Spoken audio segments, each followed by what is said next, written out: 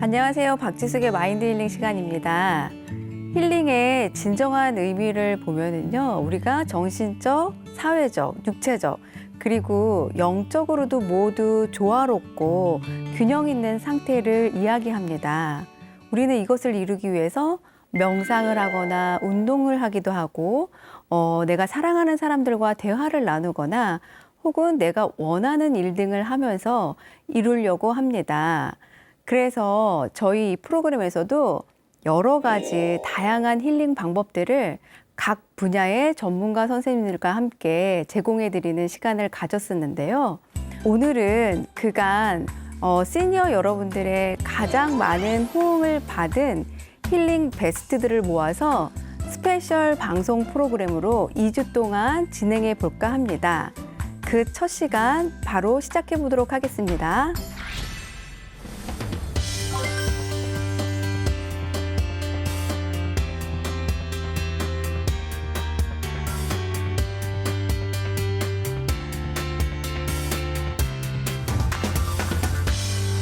제가 어떤 육체적인 요가나 필라테스 이런 스트레칭을 많이 들어봤는데 두뇌 스트레칭은 아직 잘 모르겠거든요. 두뇌 스트레칭이 구체적으로 뭘까요? 사람들은 보통 쓰는 쪽 뇌만 사용을 하거든요. 그렇죠. 동시에 여러 가지 뇌 기능을 같이 사용을 하질 않아요.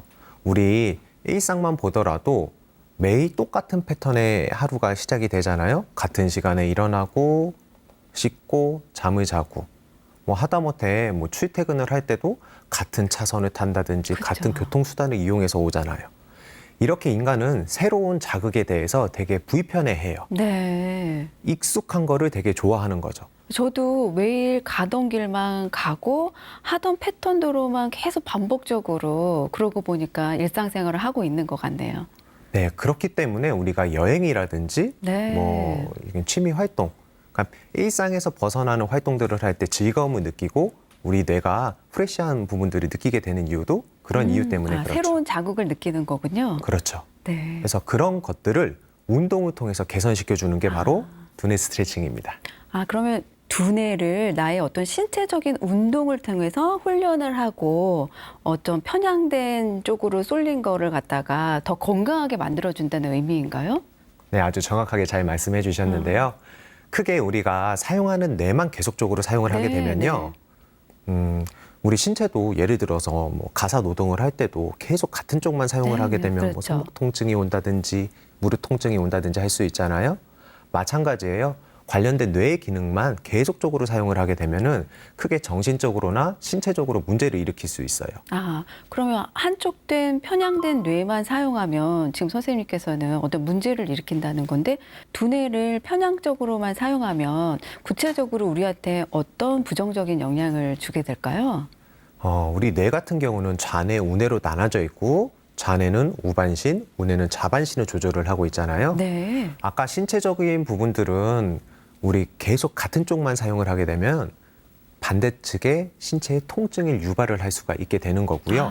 네. 정신적으로는 사고의 틀이 확장이 되지가 않습니다. 매번 같은 패턴 안에서의 내가 안정감을 느끼기 때문에 새로운 자극이 들어왔을 때 그 예측에 벗어나는 상황이 생겼을 때 스트레스를 많이 받게 되는 거죠. 네. 그래서 우리는 자꾸 내가 하던 길로만 가고 하던 쪽으로만 어떤 방향을 사용하려고 하는 경향이 있는 거군요. 네, 맞습니다. 그러면 선생님께서는 몸을 움직여서 나의 어떤 컨트롤 타워인 이 두뇌를 훈련시키고 연습시켜 준다는 건데 어떻게 구체적으로 하신다는 거죠?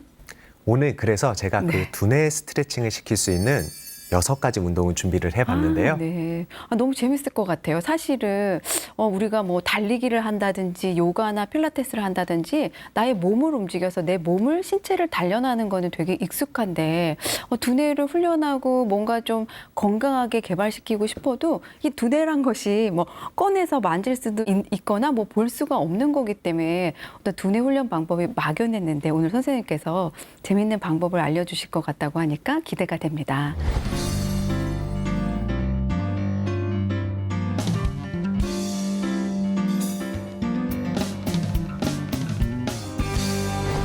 이 영상을 보고 계신 여러분들도 지금 제가 하는 모습을 똑같이 한번 따라 해보도록 할게요. 우리 양손을 한번 올려주시고요. 선생님도 같이 해볼게요. 네. 양손을 올려주시고 가위바위보를 할 거예요. 네, 이겨야 됩니다. 이겨야 되는데 저랑 해서 이기는 게 아니라 내 스스로와 가위바위보를 해서 이기는 겁니다. 규칙은 두 가지가 있어요. 무조건 오른손이 이겨야 되고요. 두 번째, 무, 지, 빠, 순으로 내야 되는 겁니다.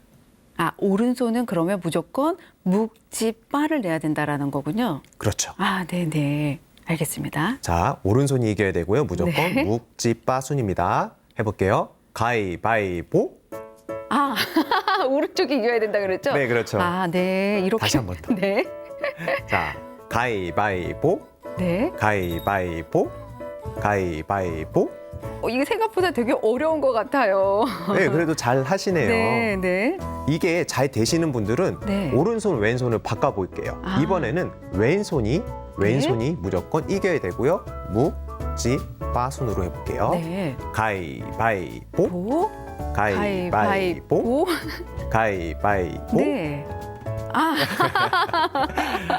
네. 이게 쉽지는 않을 거예요. 네. 이게 왜 쉽지가 않냐면 아까도 말씀드렸다시피 우리 뇌는 평상시에 한쪽 뇌만 사용을 하게 되는데 방금 이 묵지빠 가위바위보를 통해 가지고 동시에 좌뇌 우뇌를 같이 사용을 하게 된 겁니다. 묵지빠를 나의 양쪽 손으로 같이 동시에 할 때 우리의 좌뇌와 우뇌가 동시에 자극이 되면서 개발이 된다는 말씀이시군요. 네, 맞습니다. 네. 그렇기 때문에 우리가 평상시에 이런 두뇌의 효율성이 떨어지는 상황이 있을 때 혹은 내가 집중을 해야 되는 뭔가 미션이 있을 때 네. 뭐 학생들이라고 하면 시험 보기 전이라든지 뭐 취업을 준비하는 친구들 같은 경우는 면접 전이라든지 뭔가 미션이 있기 전에 이런 셀프 가위바위보를 통해 가지고 내 효율성을 높여주게 되면은 훨씬 더 좋은 효과를 일으킬 수 있죠. 그러면 이거를 혼자서 한 몇 회 정도를 할 때 효과가 있다고 하나요? 사실 몇 회의 기준은 있지는 않고요. 네. 스스로가 했을 때 잘 안 되던 게 돼 가고 있는 그 과정일 때가 네. 내 뇌가 이제 적응을 해 나가는구나라고 네. 봐주시면 되겠고요. 자, 셀프 가위바위보 말고도 네. 간단하게 또 할 수 있는 손가락 체조를 말씀드릴게요. 우리 손가락 접기인데요. 손가락 접기를 그냥 하는 게 아니고요. 오른손을 하나를 접고 시작을 하는 겁니다. 하나, 둘, 셋, 넷, 다섯, 여섯, 일곱, 여덟, 아홉, 열. 선생님 정말 너무 어려운 것 같아요. 네, 다시 한번 우리 시청자분들을 위해서 천천히 한번 해주시겠어요?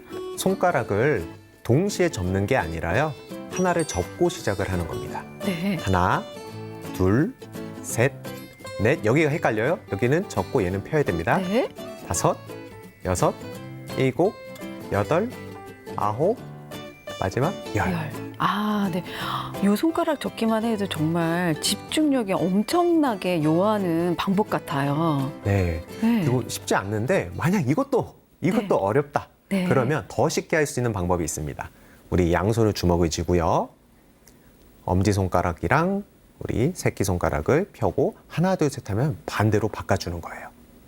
네. 다시 하나, 둘, 셋.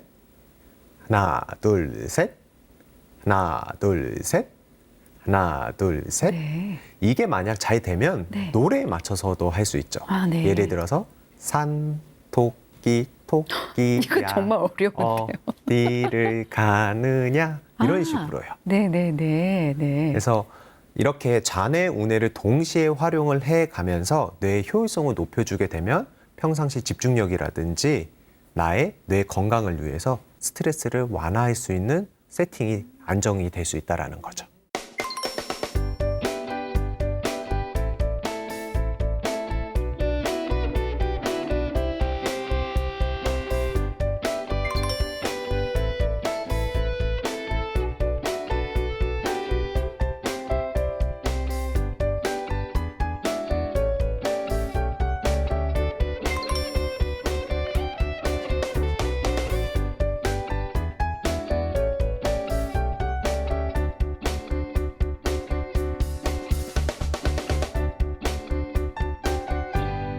이번에는 눈을 활용해서 하는 운동들을 알려드릴게요.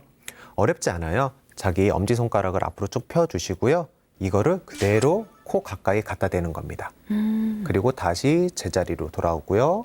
다시 코 가까이 갖다 대고 다시 제자리로 돌아오고. 이렇게 하게 되면 우리 눈이 가운데로 모였다가 다시 제자리로 가고 네. 모였다가 제자리로 가고 이런 반응이 나와야 되는데 나의 뇌 컨디션이 좋지 않은 경우에는 눈이 잘 안 모일 거예요. 아, 네. 안 모인다라는 거는 눈이 흔들려서 갈 수도 있고요. 네. 끝까지 가야 되는데 끝까지 안 가고 조금만 움직이는 경우도 있고요. 한쪽은 모이는데 한쪽은 가다가 벌어지는 경우도 있고요. 아, 그거는 왜 그런 걸까요? 이게 뇌에서 명령을 내릴 때 우리 뇌는 결국 신경을 조절을 하고요. 네. 그 신경은 근육을 조절을 합니다. 네. 결국 눈을 모으는 거, 이 동작 하나가 우리 뇌에서 신경을 자극해서 근육이 움직이는 일련의 반응인데 뇌에서의 명령 체계가 잘못됐다든지 신경 체계가 잘못됐다든지 혹은 그 근육근의 운동성이 떨어졌을 때 이런 미세 조정에 관련된 눈 근육이 안 됨으로써 이런 안구의 운동의 반응에 나타나게 되는 거죠. 아, 그래서 뭔가 불안하거나 초조할 때 우리가 막 눈동자가 막 흔들리고 안정되지 못한 모습을 보이는 게 그런 이유 때문이군요. 예, 맞습니다. 네. 우리가 뭐 평상시에는 괜찮다가도 약주를 한 잔 한다든지 네. 그러면 우리 눈이 풀린다라고도 그쵸, 그쵸. 하잖아요. 맞아요. 같은 이치예요. 우리가 사람의 눈을 보면은 이 사람이 얼마나 지금 집중을 잘 하고 있는지 네. 생기가 있는지를 확인할 수 있듯이 눈의 운동성을 통해서도 간단하게 확인해 볼 수 있죠. 그럼 우리가 눈의 운동성을 확인함으로써 나의 두뇌 점수가 몇 점인지도 알 수 있다는 거네요. 그렇죠. 네. 그래서 10번을 해봐가지고요. 7번 성공이 돼야 됩니다. 네, 네. 그래서 이거는 혼자 하면은 잘 보기가 힘드니까 뭐 배우자라든지 이 다른 지인들과 같이 서로 한번 해주는 거죠. 눈 모으기를. 네. 그러면 우리가 집에서 부부간에 혹은 자녀와 함께 서로 마주 보면서 눈 모으기 훈련을 열심히 자주 해야지 머리가 점점 좋아지겠군요. 네, 아주 좋은 말씀이시고요. 이게 이제 뇌과학적으로도 연결돼 있는 게 우리 뇌에는 신경이 있어요. 그 뇌에는 12개의 신경이 있는데 그중에 눈에만 가서 달라붙어 있는 신경이 무려 3쌍이 있습니다. 네. 그렇기 때문에 뇌의 기능이 좋을 때는 안구의 운동성이 좋아질 것이고요. 뇌의 기능 컨디션이 떨어졌을 때는 눈의 운동성도 같이 떨어지게 되는 것이죠. 그러니까 우리의 시신경을 자극해서 두뇌를 운동하자라는 말씀인 것 같습니다. 네, 아주 정확하고요. 이게 잘 안 되시는 분들 같은 경우는 다른 형태로도 운동을 할 수 있는데요. 표적을 하나 정해두고 이번에는 표적이 움직이는 게 아니라 제가 움직이는 거예요. 도리도리 하면서 좌우로. 이때 시선은 표적을 계속해서 바라보고 있는 거고요. 우리가 책을 볼 때도 그냥 보는 게 아니라 한 페이지를 읽을 때는 좌우로, 옆 페이지를 읽을 때는 상하로 이런 식으로 눈을 고정점을 정해놓고 제 고개를 움직이게 되면은 우리 귀 안에 있는 전정신경이라고 해서 네. 평상시 어지러움을 많이 느끼시는 어르신들 같은 경우에는 매우 효과적인 운동이 될 수 있죠. 그러면 그걸 조금만 더 정확하게 이렇게 고개를 흔든다고 하셨는데요. 고개를 흔들 때 눈동자도 같이 움직이는 건가요? 눈동자는 같이 움직이면 안 돼요. 네. 표적을 정확하게 내가 바라보면서 네네. 고개만 움직여야 되는데요. 네. 이게 잘 안 되시는 분들 같은 경우는 고개 돌리는 이 각도를 줄여주시면 됩니다. 살짝이라도 괜찮아요. 네, 네. 그러면 이제 어떤 목표 지점을 하나 정해놓고 눈동자는 고정한 채로 고개만 살짝 이렇게 돌려주는 방법을 말씀하시는 것 같습니다. 네, 맞습니다. 네. 그럼 또 다른 방법이 뭐 있을까요? 이번에는 표적을 두고 팔자를 만들어 주시면 되는데요. 이때 주의해야 될 점은 고개가 움직이면 안 되고요. 역시 눈이 표적을 따라가는 겁니다. 그래서 이거는 우리 눈 근육 12개의 좌우에 총 12개의 근육군들을 동시에 자극을 시켜주는 눈 운동을 통해서 뇌를 활성화시켜주는 운동이라고 볼 수 있습니다. 아, 그러면은 내 엄지손가락을 우리 흔히 엄지척이라고 하는데 엄지척을 하신 후에 가로로 누워있는 팔자를 천천히 그려주는 연습을 하라는 말씀인 것 같으세요. 그렇죠? 고개는 맞습니다. 돌리지 말고 천천히 손가락으로 팔자를 그려주면서 눈동자는 따라간다. 이 운동법을 말씀하시는 거죠? 네, 맞습니다. 네, 네. 자, 이렇게 눈 운동을 통해 가지고 우리 뇌를 자극시켜 주게 되면은 건강한 두뇌 컨디션이 유지를 할 수 있기 때문에 뇌 컨디션이 떨어졌을 때 이 눈 운동들 꼭 시켜보시기 바랍니다.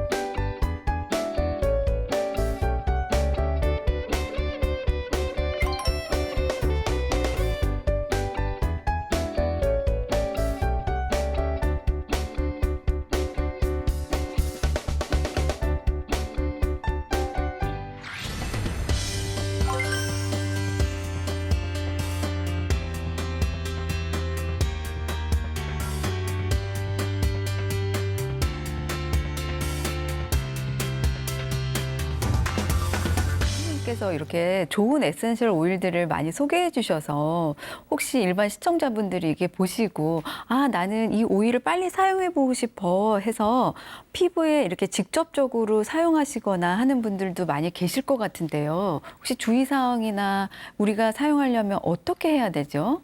아, 네. 맡으실 때는 그리고 향기 발향하실 때는 원액을 제가 넣는 거 보여드렸고요. 원액 쓰시는 게 맞습니다만 피부에 들어갈 땐 좀 다릅니다. 네. 피부는 아주 민감하게 반응을 하기 때문에 원액은 너무 심하게 농축이 돼 있다고 받아들일 수도 있어요. 그래서 반드시 희석을 해서 아주 약하게 부드럽게 들어가는 것이 원칙입니다.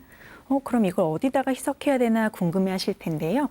오일은 식물성 오일에다가 바로 타실 수 있기 때문에 코코넛 오일이나 심지어는 집에 아무것도 없다 나는 그런 게 식용유도 식물성 오일의 한 종류거든요. 네. 콩기름이라도 좋으니까 거기에 1, 2% 정도로 희석을 한 것을 흔들어서 피부에 도포하시는 게 좋고요.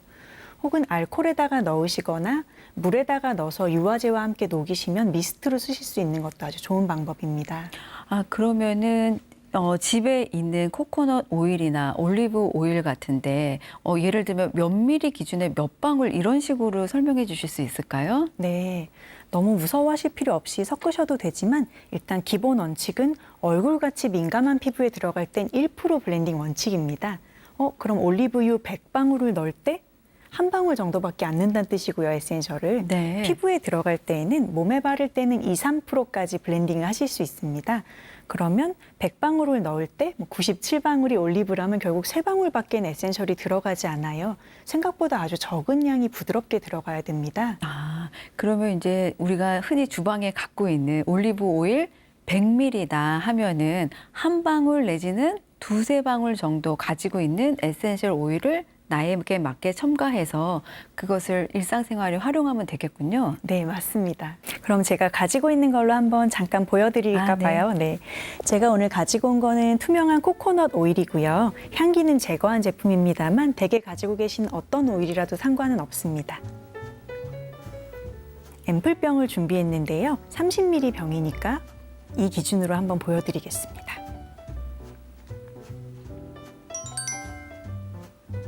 코코넛 오일을 절반 정도 채워주시고요.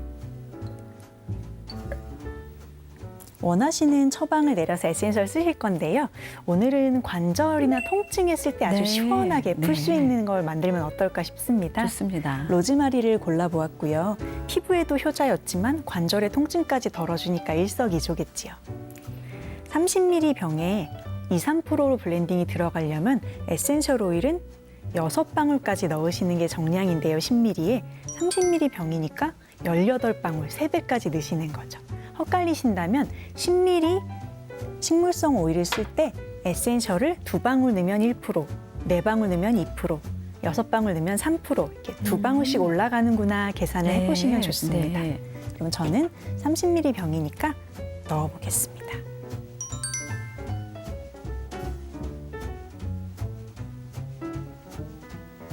45도 정도 기울이고 계시면 에센셜이 똑똑 떨어지도록 여기 안에 속마개가 막혀 있거든요. 그래서 주의하셔서 방울수를 세면서 떨구어 주시면 되고요. 나머지에다가 다시 식물성 오일을 채우셔서 뚜껑을 닫고 흔들어 주시면 완성입니다. 네. 너무 간단하죠? 간단하고 아주 쉬운 방법인데 네, 선생님, 맞습니다. 근데 그 병을 보니까 밤색 이렇게 유리병인데 그 색깔의 이유가 있을까요? 네, 에센셜 오일은 고농축 에센셜 오일이기 때문에 산소나 햇빛에 의해서 산화가 되어버립니다. 그래서 항상 색깔이 있는 유리병에 이렇게 가둬져 있는 걸 보실 수 있을 거예요. 그래서 에센셜을 블렌딩하시고 나서도 식물성 오일은 산화가 빠르게 되지 않지만 안에 들어가 있는 에센셜 성분을 보호하기 위해서 차광병을 쓰시면 좀 더 보존이 오래될 것입니다. 그러니까 햇빛으로부터 차광을 시켜주는 효과가 있는 병을 사용하는 게 좋군요. 에센셜 네, 오일을 맞습니다. 사용할 때는. 그러면 이제 그거를 어떻게 하죠? 뭐 몸에 바르나요? 네, 지금은 저희가 딱 바디 블렌딩 네. 2, 3%까지 만들었기 때문에 이 정도면은 아주 순한 로션 정도라고 보시면 돼서 언제 어디다가 어떻게 바르셔도 전혀 이상이 없는 부드럽고 안전한 제품이 됩니다. 무릎이나 다리가 아프시면 저녁에 베개에다 올려놓으시기 전에 한번 로즈마리 마사지를 하고 베개에다 얹어놓고 붓기를 빼면서 주무시거나 어깨가 쑤신다, 아프다, 여기 서로 마사지 해주고 팔에도 바르고 손에도 바르고 보습도 잘 되기 네. 때문에 편안하게 몸에 발라주시면 되겠어요. 그러면 궁금한 점이 선생님 저기다가 지금 어떤 특정 에센셜 오일을 한 가지 종류를 블렌딩 하셨잖아요. 네. 그럼 저기다 혹시 뭐 2가지, 3가지 정도 같이 제가 원하는 거를 같이 섞어서 블렌딩 해도 될까요? 물론입니다. 지금은 간단히 보여드리려고 로즈마리 한 종류만 썼지만요. 사실 에센셜은 2종류 이상을 섞어서 블렌딩 하실 때 그 시너지 효과가 굉장히 많이 올라가게 돼서 네. 단독 사용도 정말 좋지만 성분이 맞고 나에게 필요하다고 느껴지는 것을 2종류나 3종류까지 블렌딩해서 넣으시게 되면 향기도 풍부해지고 효능도 배가 되는 특징이 있습니다. 그러면 나의 컨디션과 증세에 맞게 나만의 블렌딩 오일을 만들어서 자기 전에 마사지를 하고 자도 너무 좋을 것 같습니다.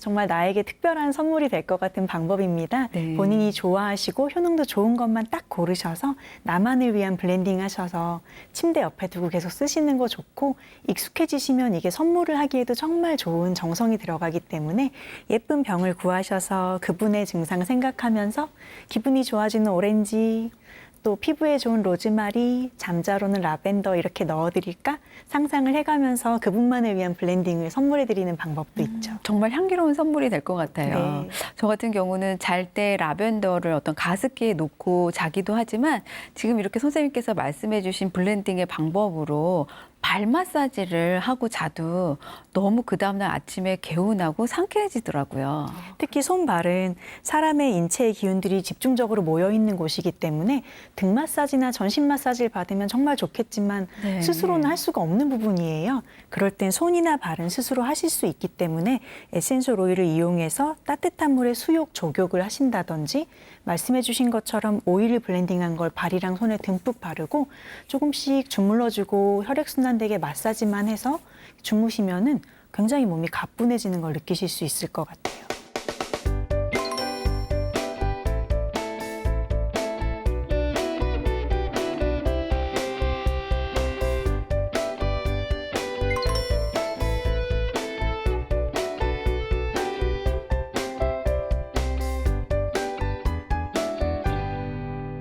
그러면 이렇게 가정에서 에센셜 오일을 구비하고 있는 집들도 있으시겠지만 혹은 없는 집들도 되게 많으실 것 같거든요. 이 에센셜 오일이 없을 때 우리의 후각을 이용해서 향기 치료를 할 수 있는 방법은 뭐가 있을까요? 네, 맞습니다. 에센셜 오일을 다 가지고 계시진 않아요. 그리고 심지어 이게 뭔데요? 하고 모르시는 분들도 아직 많으신데요. 그렇다고 해서 아로마 테라피를 즐기지 못하는 것은 아닙니다. 앞에 가지고 있는 이 레몬 같은 과일, 오렌지의 껍질 혹은 사과나 배도 좋아요. 네. 하나의 과일을 즐기시고 껍질을 까실 때 그냥 무의식적으로 드시는 것 말고 여기에도 좋은 성분들이 있다고 오늘 들었는데 어떻게 이걸 즐길까? 껍질을 까고 손에 올려놓고 향기를 맡아보거나 혹은 허브티나 저는 커피를 마실 때에도 네. 향기를 가지고 명상을 하기 시작한 이후로는 그냥 마시지 않고 후각의 정보를 먼저 깨운 다음에 마시는 습관을 가지게 됐습니다. 차 한 잔을 놓고 커피를 마실 때에도 아로마 테라피적인 효과는 없다고 할지라도 코에다 대고 향기를 마시면서 오늘 내가 마시는 차 한 잔이 얼마나 귀한지 제가 깨닫게 해주십시오. 후각으로 들어가는 정보들이 따뜻한 기억으로 남게 해주세요라는 마음으로 정성스러운 마음으로 냄새를 맡은 다음에 차를 즐기거나 과일을 즐기게 되거든요. 혹은 산책하시게 되면은 나무나 꽃들이 정말 많은데요. 네. 떨어져 있는 나뭇잎 같은 거 한 줌 주우셔서 으깨면은 거기에서도 피톤치드 같은 성분이 나오게 됩니다. 그것들을 으깨서 코에다 대고 한번 호흡하고 참 좋구나 하고 다시 버리고 산책길을 나서시는 거. 이런 순간순간의 후각의 정보들을 즐기시는 게 정말 좋은 기억으로 남을 수 있는 방법 중에 하나입니다. 정말 그야말로 향기로 명상을 하는 좋은 방법인 것 같아요. 네. 그리고 우리 옛날에 이렇게 할머니나 어르신들 보면은 집안에 악취나 어떤 나쁜 기운을 내쫓기 위해서 쑥을 가져다가 이렇게 네. 말리셔가지고 태우는 걸 본 적이 있었거든요. 네네. 그것도 일종의 아로마 테라피인 것 같은데요. 정말 아로마 테라피가 맞습니다. 그런 혼증으로 인해서 공기가 살균되는 건 물론이고 정말 기운을 맑게 해주는 작용들이 있기 때문에 지혜로우셨던 것 같아요. 지금 말씀 주셨듯이 쑥으로 어떤 맑은 기운을 정화시키는 효과가 있다라고 말씀을 해주셨잖아요. 네. 그러고 보니까 절에 가거나 동양에서는 향을 많이 피우잖아요. 그럼 향의 원리는 아로마 테라피랑 어떤 연관성이 있을까요? 향도 역시나 아로마 테라피랑 연관이 되어 있는 게 맞습니다. 추출된 고농축 에센스는 아니지만 나무 자체를 태우고 잎사귀를 태우는 자체에서 나오는 효과들을 누리실 수 있는데요. 정말 명상적이고 동양적인 방식이 아닐까 생각이 됩니다. 오늘 마침 샌다루드 오일과 샌다루드 가루를 가지고 나와서 앞에 좀 진열을 해두었습니다. 동양에서 즐기던 아로마 테라피의 전통적인 방식이 되겠죠. 샌다루드는 오일로 쓰게 되면은 항염이나 비뇨기의 항생제 그리고 사람의 마음을 정화하는 안정제로도 쓰였지만 오늘 보여드리는 건 샌다루드의 원재료입니다. 샌다루드라는 백단목의 가루를 낸 것이고요. 이것을 물에다 섞어서 반죽을 하게 되면은 마르고 난 후에는 불 붙이는 향이 됩니다. 네. 요새는 인센스에 대한 관심이 굉장히 높아지셔서요. 향기를 사서 즐기시기도 하지만 직접 만들어 보시는 분들도 늘어나고 있거든요. 네. 저도 이 가루를 가지고 오늘 만들어 놓은 향들을 좀 가지고 와서 보여드리려고 가져왔는데요. 물과 약간의 약재만으로 반죽을 해서 말리게 되면 길쭉한 형태의 선향이랑 뿔로 된 네. 탑향이라고도 부르는 콘 모양의 향이 있는데요. 주로 이런 것들에 불을 붙이고 연기가 올라가는 그 모양새를 즐기시면서 또 샌다루드가 가지고 있는 향기를 맡아서 효능을 느끼게 되시는 거죠.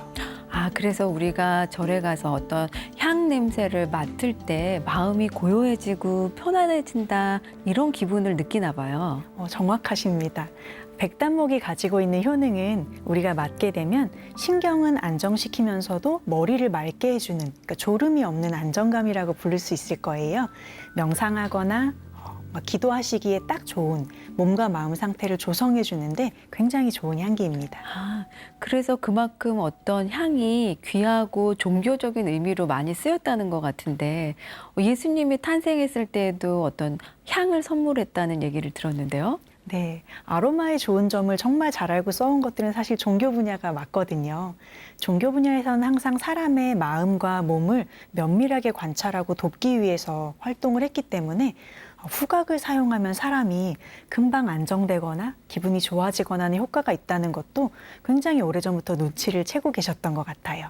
인류의 가장 오래된 아로마 테라피는 종교에서 온 것이 맞습니다. 동양의 향기가 선향, 요거 만든 샌다루드라고 치면 예수님이 받으셨던 기독교의 향기는 유향이라고 부르는 것인데요. 네. 지금 앞에 와 있는 요 보석같이 생긴 물건이 바로 유향의 원재료입니다. 이걸 보시면 사탕인가요? 라고 물어보시기도 하는데요. 사실 나무에서 나왔는데 나무같이 보이지 않는 물건입니다. 네. 뭔지 아시겠어요?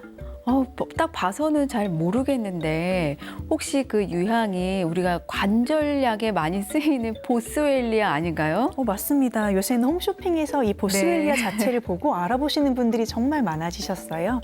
사실 저는 아로마기 때문에 먹는 용도로 써보진 않았습니다만 이것을 가루를 내어서 물에 끓이거나 환으로 드시면 관절에도 굉장히 효과가 좋다고 알려져 있고요. 이것의 정체는 유향나무에서 나온 송진 같은 진, 네. 수지가 굳은 것을 떼어가지고 온 것입니다. 그만큼 우리 인류에게 귀하고 값진 향료였던 것 같습니다. 네, 맞습니다.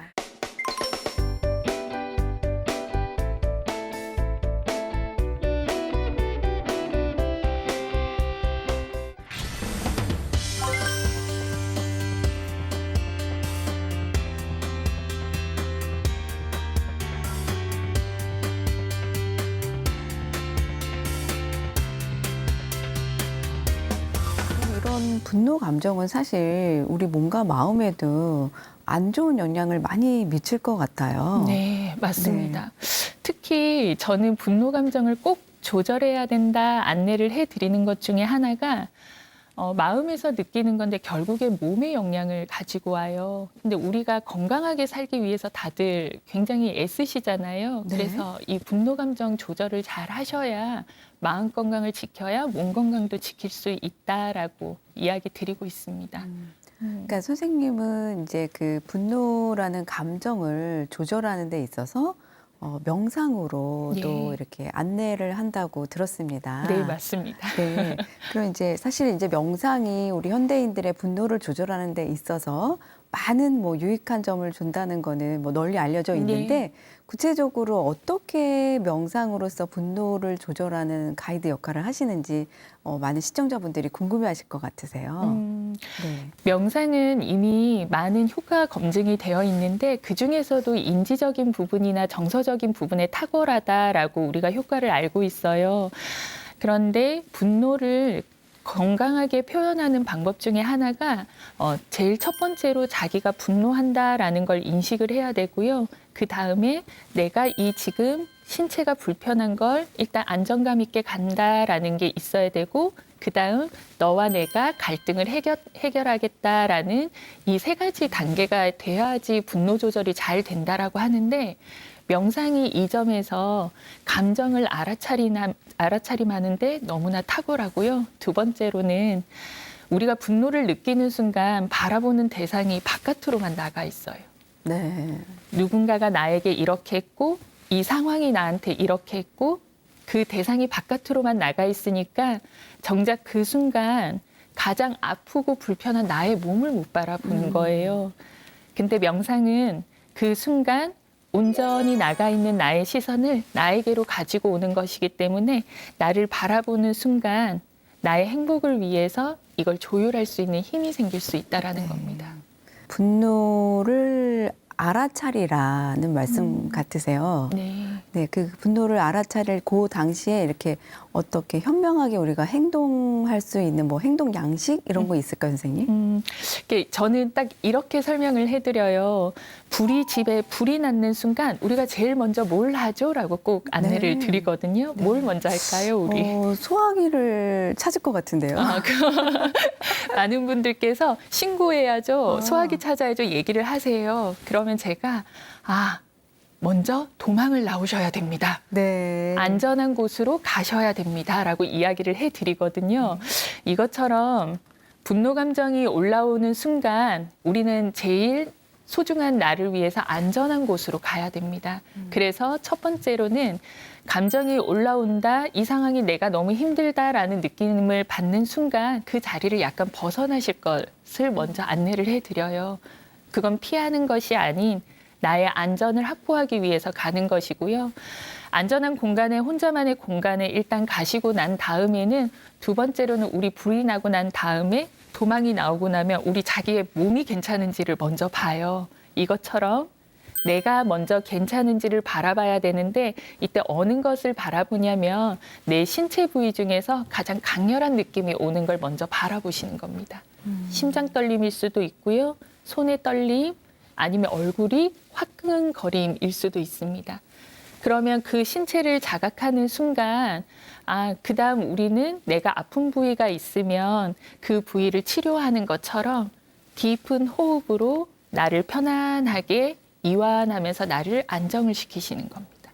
그다음 안정이 되고 나면 현재 내가 무엇을 지금 원하고 있었고 상대방의 어떠한 것 때문에 내가 불편했는지를 자각한 후에 나중에 다시 만나서 이야기를 통해 해결을 해 나가는 것. 이게 좀 지혜롭게 대처하는 방법이라고 볼 수 있습니다.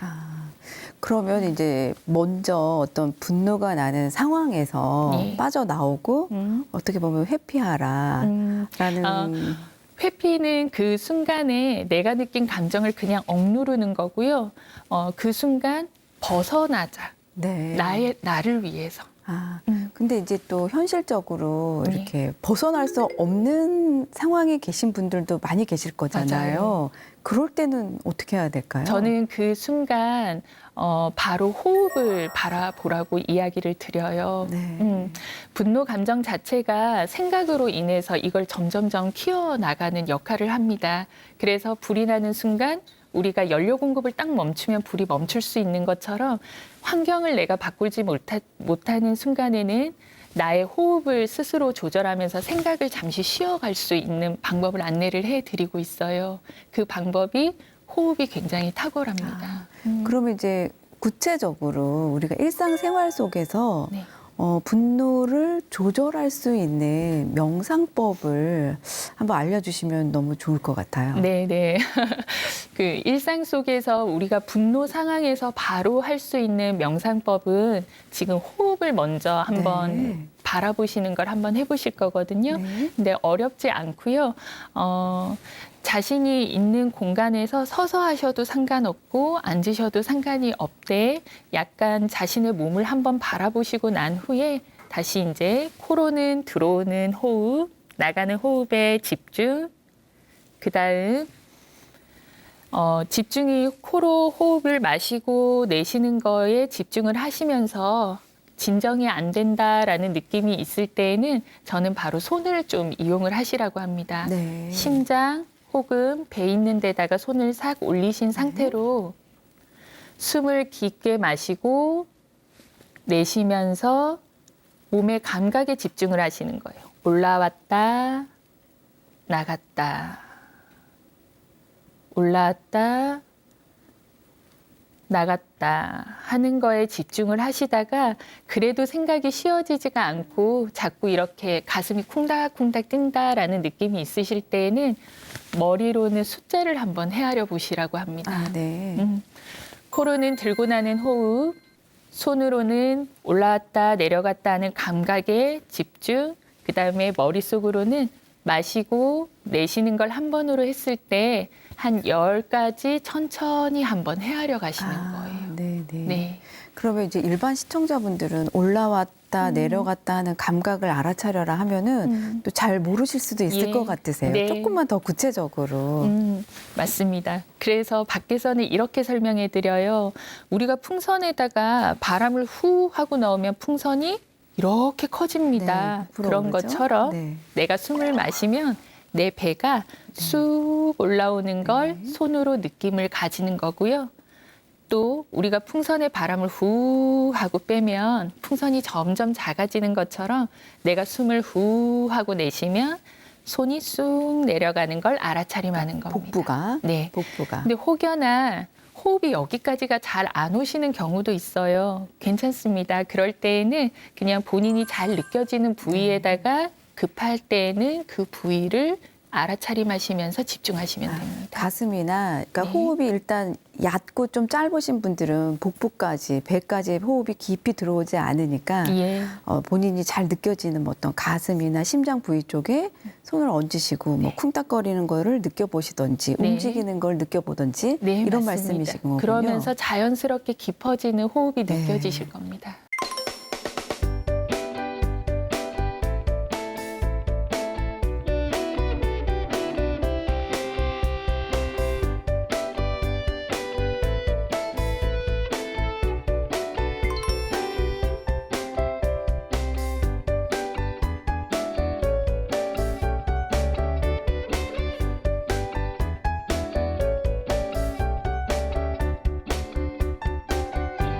네, 우리가 이제 첫 번째로 호흡에 대한 알아차림하는 방법 알아보았다면요. 두 번째로는 감정에 대한 알아차림입니다. 일단 호흡을 통해서 마음이 좀 고요해지고 났다면 그 다음 오늘 내가 어떠한 감정이 올라왔는지 지금 한번 바라보시는 거예요. 마치 우리가 TV를 바라보듯 나의 마음이 지금 어떤 상태인지를 바라보시고 그 다음에 나의 감정에다가 이름을 하나 붙여보시는 거예요. 화다라는 마음이 있다면 아, 화가 났구나라는 걸 알아차림 한번 해주시는 거고요. 이 상황을 통해서 내가 지금 신체에 어떤 느낌이 있지라는 걸 알아차림해 주시는 거예요. 근데 중요한 건 이때 왜 이 감정이 올라왔지, 왜 화가 났지가 아니라 아, 내가 그냥 화가 났구나. 그냥 무엇 때문에 이 상황에서 있었구나라는 왜가 아니 무엇, 그러면 어떻게 하면 편안해질 수 있을까라는 알아차림이라고 보시면 됩니다. 물음이 아닌 네. 그냥 순수한 나에 대한 바라봄입니다. 그러니까 내가 지금 왜 화가 났고 누구 때문에 이렇게 분노하고 있고를 체크하는 것이 아니라 예, 그냥 단순히 지금 나의 현재의 감정 상태를 그렇죠. 오롯하게 알아차리라 이 말씀이시군요. 예, 맞습니다. 내가 지금 화가 나고 있구나, 뭐 짜증이 나고 있구나, 뭐 아니면은 뭐 우울해하고 있구나 이런 네, 식으로 맞습니다. 그냥 네. 오롯이 그냥 바라봐 주는 거예요. 네, 충분히 그럴 수 있거든요. 누구나 다. 그러면 내가 그냥 예쁘게 우리 아이를 바라본다. 라는 느낌, 내가 좋아하는 사람을 바라본다라는 그쵸. 느낌으로 아, 네가 화가 났구나, 많이 너 힘들겠구나라는 마음으로 바라보시고 난 후에 저는 호흡과 함께 이 감정에 이름을 붙여서 한번 해보시라고 해요. 숨을 마시면서 내가 화가 났음을 알아차림합니다. 숨을 내쉬면서 내가 편안해지기를 바랍니다. 네. 이렇게 하는 호흡을 한 10번가량 다시 하시기를 바라고요. 그 다음에는 내가 좋아하는 대상 혹은 내가 좋아하는 단어를 넣은 호흡을 같이 하시면서 이 감정을 흘러보내라고 합니다. 아, 그거는 어떻게 하는 걸까요? 저 같은 구체적으로? 경우에는 편안함이라는 단어와 미소라는 단어를 좋아해요. 그러면 숨을 마시면서 편안함, 내쉬는 호흡에 미소, 편안함, 미소 이런 식으로 네. 호흡을 합니다. 호흡을 들이마시고 내쉬면서 내가 원하고 바라는 상태의 어떤 단어들을 네. 같이 얘기함으로써 어떻게 보면 본인 스스로에게 긍정 이미지 네이션의 효과도 맞습니다. 뛰어날 것 같습니다. 정확하게 보셨습니다. 네, 그렇게 해서 스스로가 본인의 마음 상태를 알아차림하고 치유하는 여정을 담은 게 감정 알아차림입니다. 아, 네. 우리가 사실 우리의 눈은 외부로만 어떻게 보면 뻗쳐져 있어서 항시 남을 바라보고 남을 뭐 비판하거나 판단하는 거에는 되게 익숙한데 네. 내 자신 스스로 어떤 내면의 나에 대한 눈을 돌리는 연습은 정말 부족한 것 같아요. 세상에서 가장 소중한 게 바로 나임에도 불구하고 맞아요. 네. 상대방이 어떤 생각을 하는지 상대방의 감정은 어떠한지는 우리 잘 살펴줘요. 근데 이렇게 나의 몸과 마음을 가지고 살아가는 나로서 내가 어떤 감정을 느꼈는지 이거에 대해서는 굉장히 소홀하고 또 잘 챙겨주려고 하지 않아요. 네. 타인은 슬프며 위로를 해주는데요. 내가 슬플 때에는 위로를 하는 게 드물다고 하시더라고요. 맞아요. 내가 슬플 때는 사실 누군가 나를 위로해 주기를 바라지 내가 스스로 먼저 나 자신부터 위로해 보자라는 마음들은 잘 못 하시는데 네. 네, 가장 중요한 거는 나 스스로 먼저 위로를 해주고 도닥거려주는 그 과정이 우리의 분노 조절을 위해서도 정말 필요한 것 같습니다. 정말 중요하고요. 우리가 살아가면서 누군가에게 위로가 아닌 스스로가 잘하고 있다는 격려, 그 한마디면 우리가 살아가는 데 힘이 나지 않을까. 그러면 내 안에 있는 불평, 불만보다는 행복, 편안함을 더 바라볼 수 있는 눈이 있지 않을까라는 생각이 있습니다. 그럼 선생님께서 지금 우리의 일상에서 분노를 조절할 수 있는 방법으로 이제 호흡을 조절하고 호흡을 카운트해라라는 말씀도 해주셨고 네. 또 두 번째로는 나의 감정을 오롯하게 한번 알아차려 보시라라는 말씀도 해주셨어요. 네네네. 그럼 이제 분노를 하게 되면 대부분 이제 긴장하거나 네. 경직되고 막 이렇게 되시잖아요. 맞습니다. 근데 이거를 이제 효과적으로 이완하는 방법도 있을 것 같아요. 네, 있습니다. 그래서 명상이 정말 탁월하고 너무 훌륭한 우리 조절의 도구다라고 볼 수가 있을 만큼 아주 훌륭한데요. 일단은 우리가 화의 감정을 느끼는 순간 신경 전달 물질이 뇌로 이렇게 신호를 보내면서 심장을 막 빠르게 뛰게 네. 만들어요. 그래서 이 가빨라진 이 호흡들은 나의 온몸 구석구석에다가 신호를 보내기 시작해요. 그래서 몸이 경직되고 이 느낌들은 심장이 계속 두근거리다 보니까 소화도 잘 안 되고 이런 증상들이 있을 때 우리가 몸을 빨리 편안하게 정상적인 호흡으로 가져가는 겁니다. 그래서 그 방법을 한번 제가 안내해 드려 보려고 해요. 어렵지 않고요. 천천히 본인의 몸에 집중을 하셨다가 발 아래서부터 하나하나 알아차림하고 긴장을 푸는 것입니다. 제가 한번 도움을 드려보겠습니다. 네.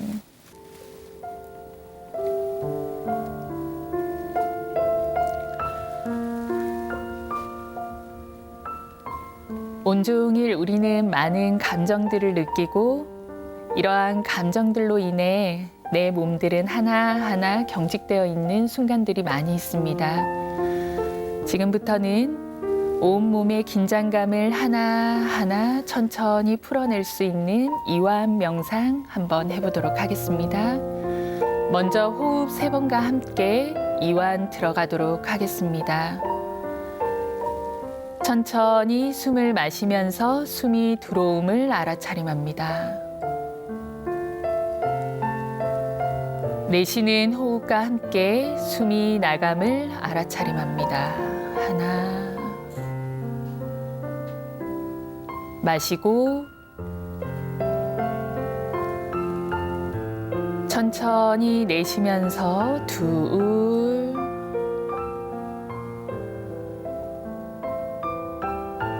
마시고 내쉬면서 셋,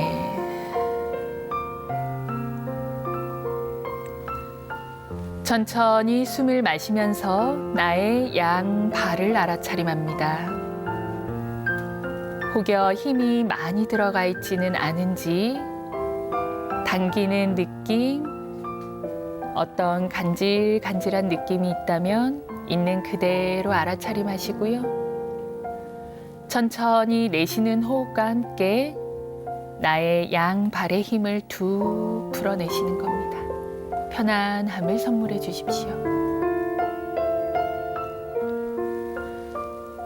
천천히 숨을 마시면서 나의 양 다리를 알아차림합니다. 지금 멈춤이 있는 순간에도 긴장감으로 인해 힘이 들어가 있지는 않은지 천천히 알아차림하시고요. 깊게 내쉬는 호흡과 함께 나의 두 다리의 힘을 한번 툭 풀어내 보겠습니다.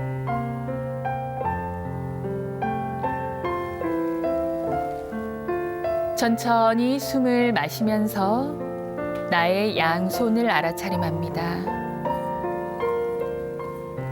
혹여 느낌이 차갑지는 않은지, 긴장에 땀이 들어있지는 않은지, 온전히 나의 손을 알아차림하시고요.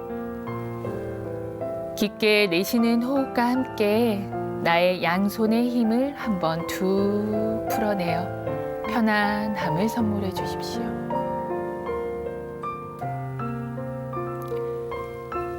천천히 숨을 마시면서 나의 양 어깨를 알아차림합니다. 우리의 어깨는 내가 느낀 감정을 고스란히 느끼기에 삶의 무게를 느낀다고 합니다. 천천히 내쉬는 호흡과 함께 어깨의 긴장감을 한 번 더 툭 풀어내고 편안함을 주십시오. 이제 여러분들의 몸에는 그 어디에도 긴장감은 없습니다.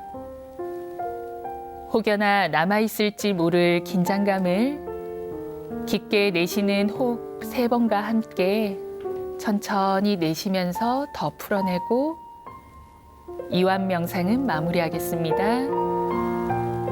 숨을 마시면서 편안함, 내쉬는 호흡에 미소, 편안함, 미소, 편안함, 미소. 잠시 후 맑은 종소리가 3번 울립니다. 종소리의 처음과 끝을 잘 들으시며 천천히 눈을 뜨시면 됩니다.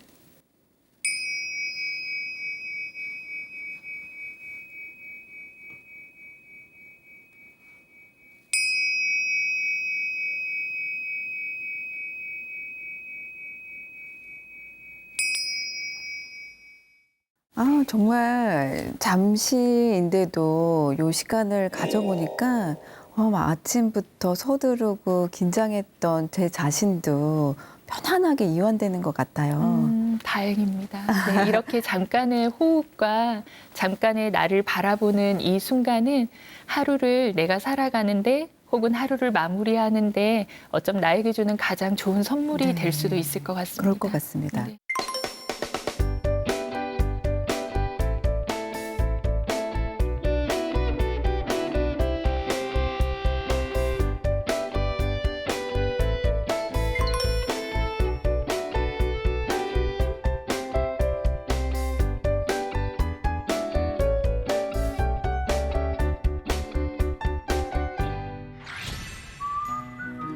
우리가 운동도 매일매일 연습하고 훈련하셔야지 탄력이 붙고 내가 원하는 결과를 얻으실 수 있듯이요.